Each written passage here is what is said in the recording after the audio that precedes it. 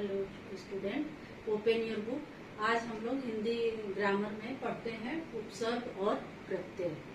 तो उपसर्ग और प्रत्यय क्या है कि जो उपसर्ग का है, शब्द निर्माण की प्रक्रिया में हिंदी में शब्द का निर्माण 3 प्रकार से किया जाता है। पहला उपसर्ग को जोड़कर, दूसरा प्रत्यय को जोड़कर, तीसरा समास द्वारा।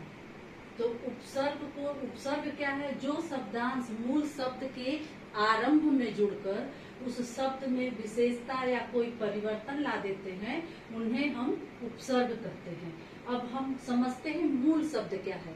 मूल शब्द होता है जो शब्द रूढ़ होता है, उसे मूल शब्द कहते हैं। और दूसरा होता है व्युत्पन्न शब्द, यानी कि उस व्युत्पन्न शब्द का अर्थ होता है जिसमें कि उपसर्ग या प्रत्यय कुछ भी मिला रहता है, उसे बोलते हैं। तो अब जैसे यहाँ पे मूल शब्द है शिक्षा और इसमें अ उपसर्ग जुड़ा, तो ये दूसरा अर्थ हो गया अशिक्षा।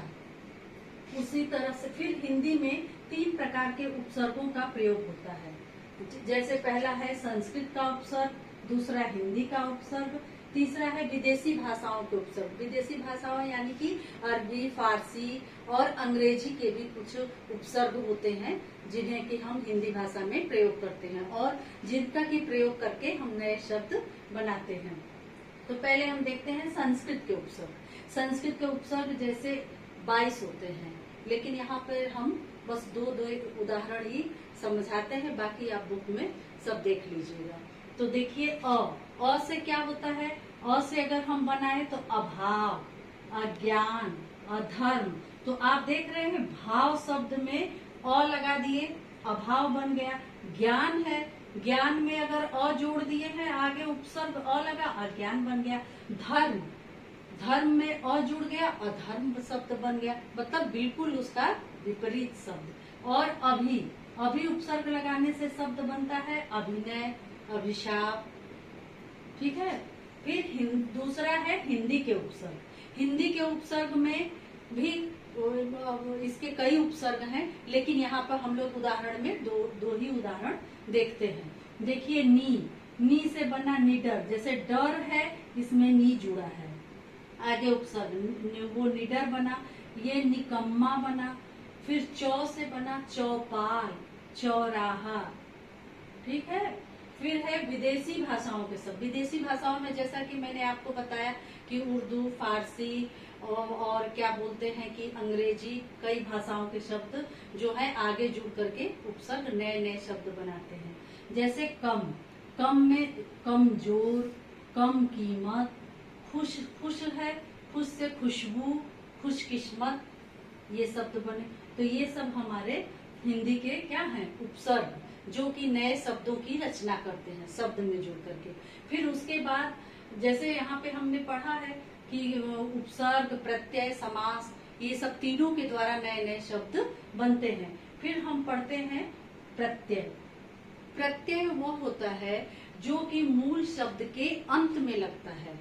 जैसे मैं यहाँ आपको एक बार बता दूं कि उपसर्ग जो होता है वह किसी भी मूल शब्द के आगे जुड़ता है और प्रत्यय जो होता है वह किसी भी मूल शब्द के पीछे जुड़ता है और तब उसमें परिवर्तन लाता है।